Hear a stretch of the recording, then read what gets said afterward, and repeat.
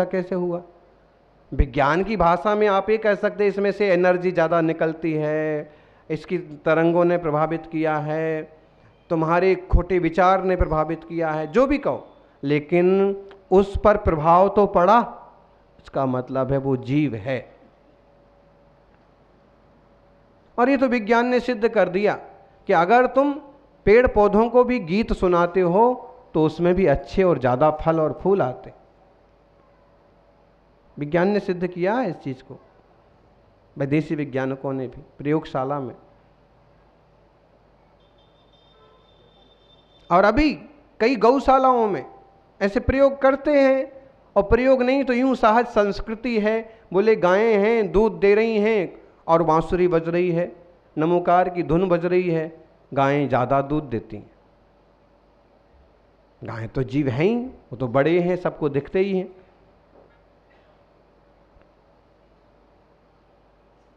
कुछ पशु पंछी तो ऐसे समझदार हो जाते हैं कि अगर जब तक उनको बोलो नहीं, बुलाओ नहीं, तब तक वो अमुक चीज़ खाते भी नहीं है, छूते भी नहीं। रात हो जाती है तो नहीं। छना पानी पीने वाली गायें भी परिवार में हुआ करती थी, जब तक पानी छानो नहीं तो पानी नहीं पीती, भले प्यासी हो सुबह से। उसको बचपन से उसने यही सीखा, यही देखा है, उसे पता है, वो ज्ञानी है, जीव है। तो पेड़ पौधे भी एक इंद्रिय हैं, सब पांच।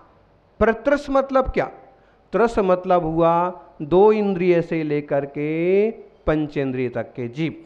जैसे हम सभी पंचेंद्रिय हैं, हमारे 5 इंद्रियां हैं, हमारे स्पर्शन भी है, रसना भी है, जीव भी है, घ्राण भी है, नाक है, चक्षु माने आंख भी है, कर्ण माने कान भी है। ये 5 इंद्रियां बहुत महत्वपूर्ण हैं और हम सबके पास है। खास हम मन वाले हैं, हम निर्णय भी कर सकते हैं, अच्छा बुरा सोच सकते हैं। तो हम त्रसों में भी हम सबसे बड़े पंचेंद्रिय हैं, संगी। और नहीं तो 4 इंद्रिय हैं, भौरे हैं, उनके कान नहीं हैं, लेकिन उनको स्वाद चाहिए है, रसना है, उनको स्वाद के लिए फूल पर बैठते हैं, सूंघते हैं, देखते हैं। मच्छर भी देखता है। आप प्रैक्टिकल करना, कहीं बैठा हो, यूं भगाओगे तो भगता है, लेकिन कभी उसके सामने उंगली भी ऐसी करते जाओ, धीरे धीरे धीरे, उसकी अगर रेंज में आ गई आपकी उंगली और उसको दिख गई तो तुरंत उड़ जाएगा। उसकी देखने की भी उसकी आंखें भी, और उसकी क्या, छोटी वाली सरसों पर पैदा होने वाली मक्खी जो होती है ना, छोटी छोटी काली मक्खियां होती हैं, कितनी छोटी होती हैं, यूं आंख में घुस जाती हैं तो फिर हम निकालते हैं तो मर ही जाते। उतनी छोटी मक्खी के स्पर्शन भी है, रसना भी है, जीभ भी है, घ्राण माने नाक भी है, और आंखें भी हैं। बड़ी मक्खी की आंखें तो हमें दिखती भी हैं कि इसकी ये 2 आंखें हैं, उसकी अपनी एक नाक भी दिखती है, मुंह भी दिखता, बड़ी वाली मक्खी हो तो, लेकिन छोटी सी है, उसमें भी कैसी गजब की रचना, कैसा नाम कर्म का होता है। 4 इंद्रिय है। 3 इंद्रिय जीव ले लो,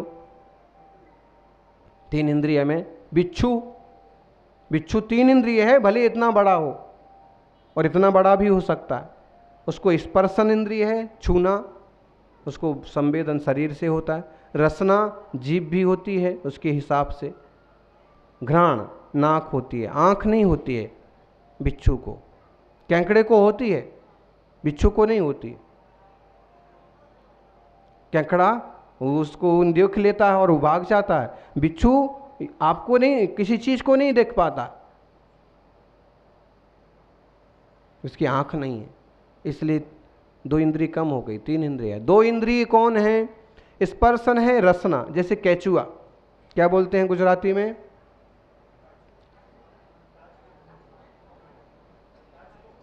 कछुआ नहीं, मास्कोटो नहीं, मास्कोटो मतलब मच्छर नहीं, मच्छर 4 इंद्रिय हो गया।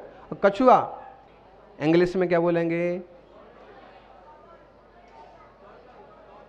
हाँ, टॉर्टॉय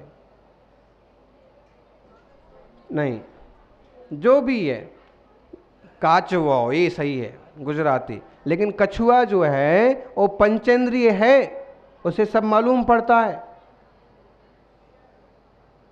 हम दो इंद्रिय की बात कर रहे हैं। केंचुआ, केंचुआ एक लाल सा कीड़ा होता है, बस जो मिट्टी में रेत में खूब पानी के दिनों में पैदा होता है और यूं यूं यूं यूं यूं चलता सरकता जाता। कान खजूरा नहीं, वो यूं यूं भागता है, उसके बहुत सारे पांव होते हैं। जिसके पांव नहीं होते हैं, बस एक मांस का लंबी रस्सी जैसी छोटी सी। जो भी है सिर्फ अभाव समझो उसका। अच्छा उसको ठीक है, आपने चावल भर के रख दिया, 6 महीने बाद खोला और उसमें छोटे छोटे जीव दिखे, क्या बोलेंगे उसको? इल्ली। ठीक, आपका पेट खराब हो गया, दस्त लगा, उसमें से छोटे छोटे कीड़े निकले, क्या बोलोगे उसको? हैं? पहचानते हो? आपका पेट का है, आपके पेट में है, वो पेट में से निकला, फिर भी आप उसको पहचानते नहीं। दो इंद्रिय है वो, उसके स्पर्शन माने शरीर का संवेदन भी है, और उसके रसना माने जीव दिखे हमको ना दिखे, लेकिन वो खाता है।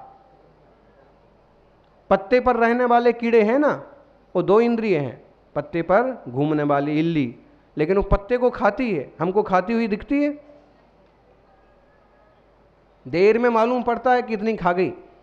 चींटियां शक्कर खाती हैं, हमको खाती हुई दिखती है, लेकिन जब खा लेती हैं, खत्म हो जाती है, तो मालूम पड़ता है।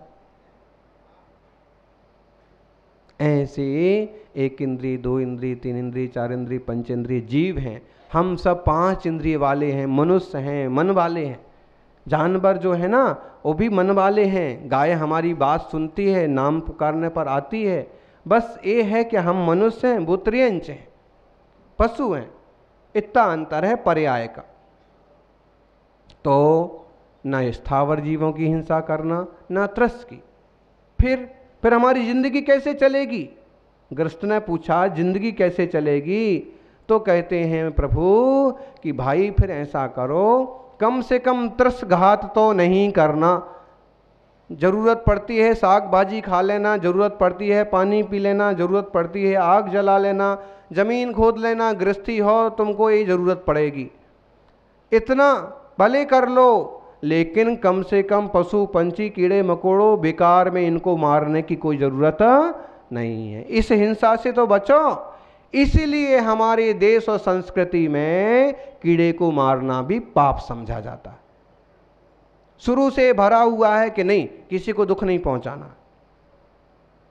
और जिन्हें इसकी समझ नहीं है, वो बकरा क्या, मुर्गा क्या, गाय क्या, ऊंट क्या, उठाया चाकू, वाह भाई वो भी जीव हैं। हो सकता है कि अगले भाव में तुमसे बदला लेने आ जाए।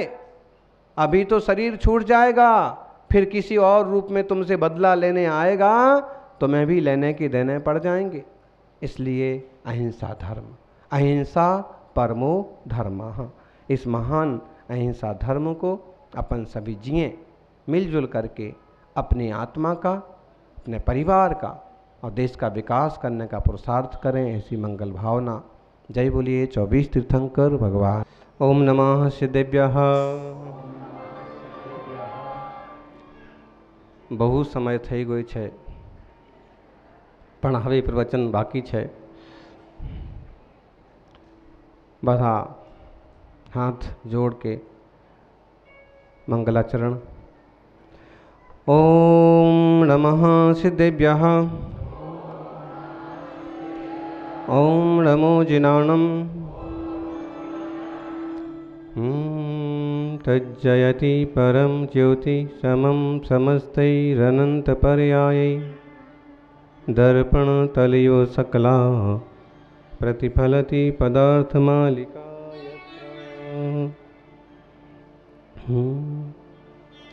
मेरे मन मंदिर में आन पधारो महावीर भगवान मेरे।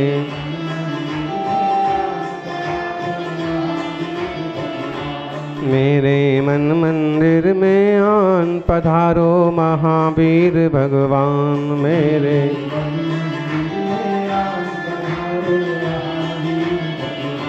पधारो महावीर भगवान विराजो महावीर भगवान पधारो।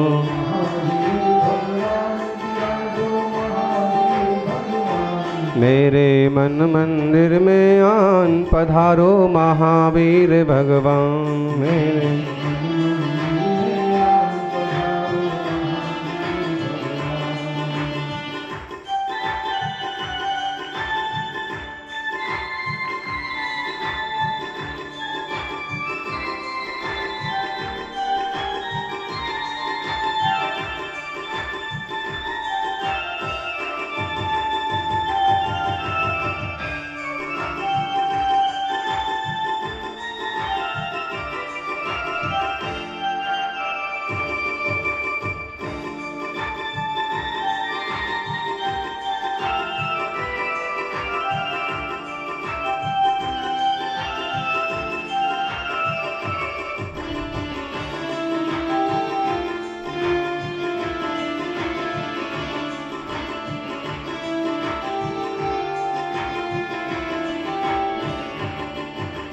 प्रभु जी तुम करुणा के सागर, रूप तुम्हारा महामनोहर। प्रभु जी तुम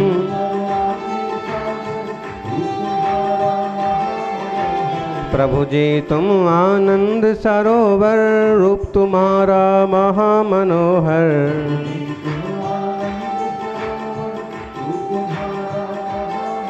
हम सबका हो कल्याण, पधारो महावीर पद्मान मेरे।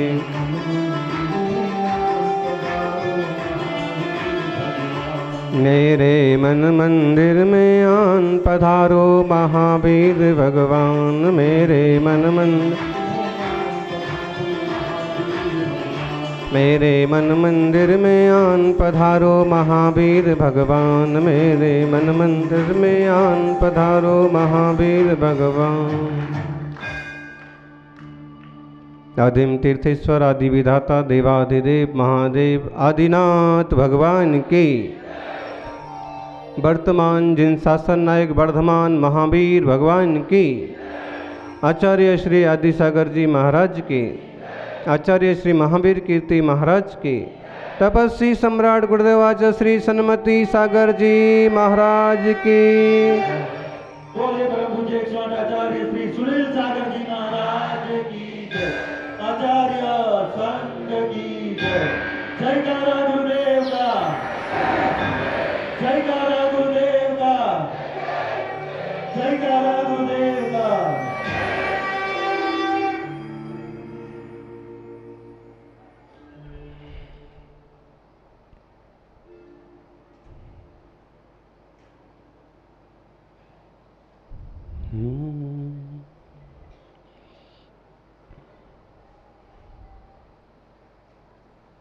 जिंदगी मोबाइल बन गई।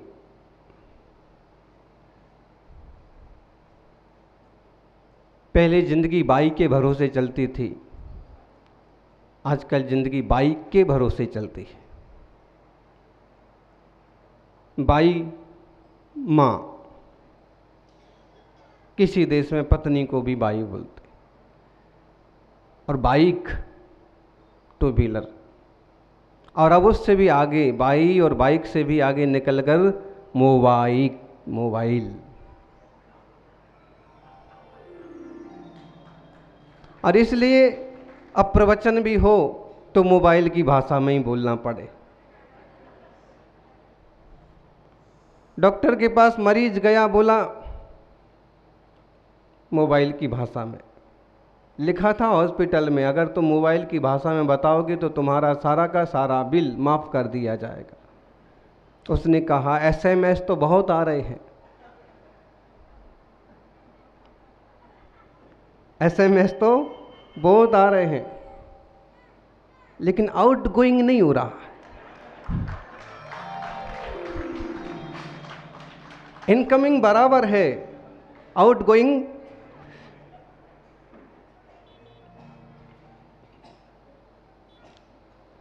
जमाना तेजी से बदल रहा है, डॉक्टर के पास भी मोबाइल की भाषा में बोलना पड़ता है, और मुझे लगता है कि धीरे धीरे प्रवचन भी मोबाइल की भाषा में करना पड़ेगा। मोबाइल की भाषा में बोले तो हंसी को इनबॉक्स करो, आंसू को आउटबॉक्स करो, गुस्से को डिलीट करो, मुस्कान को सेंड करो। और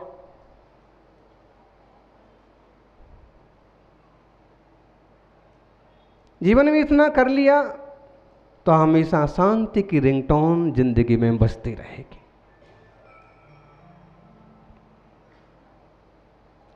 हमेशा तुम प्रसन्न रहोगे, कैसी भी परिस्थिति हो, मन स्थिति सही कर लो। और हर एक परिस्थिति कुछ ना कुछ दे करके जाती है। कभी कभी फेल होना भी अच्छे के लिए होता है, कभी कभी गिर जाना भी अच्छे के लिए होता है। और गिरने वाला तो बुद्धिमान वही होता है कि जो नदी में बचपन में जाते थे, कोशिश ये रहती थी कि इस घाट से उस घाट शांति से अच्छे से पार हो जाएं, लेकिन कभी पांव फिसल गया तो पानी में फंस से गिरते थे। अब उसके लिए एक सूक्ति चलती है कि जब पांव फिसल ही गया तो हर हर गंगे कर लेने में क्या तकलीफ है। गिर ही पड़े तो ये फील मत करो कि मैं गिर पड़ा, नहीं, लोग देखेंगे मजाक बनाएंगे, इसलिए गिर भी पड़े तो हर हर गंगे, लोग समझेंगे नदी में डुबकी लगाने के लिए उतरा था। उसको क्या पता है कि काई पर फिसल के गिर पड़ा। कभी कोई तकलीफ भी होती है तो रोना मत रोइए, क्योंकि रोना कोई पसंद नहीं करता है। रोते हुए तो बच्चे को भी कोई उठाना पसंद नहीं करता है, हंसता हुआ बच्चा सबको अच्छा लगता है। और फिर तुम जिंदगी में बार बार रोते रहोगे, दोस्तों के पास रोना लेके जाओगे, गुरु के पास रोना लेके जाओगे। हमारे पास बहुत लोग आते हैं अपना रोना लेकर के,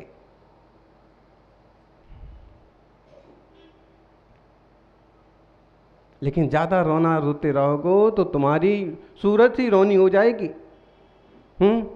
बोले मियाँ जी रोते क्यों हो, मियाँ जी रोते क्यों हो। पड़ोस में खड़े आदमी ने कहा सूरत ही ऐसी है।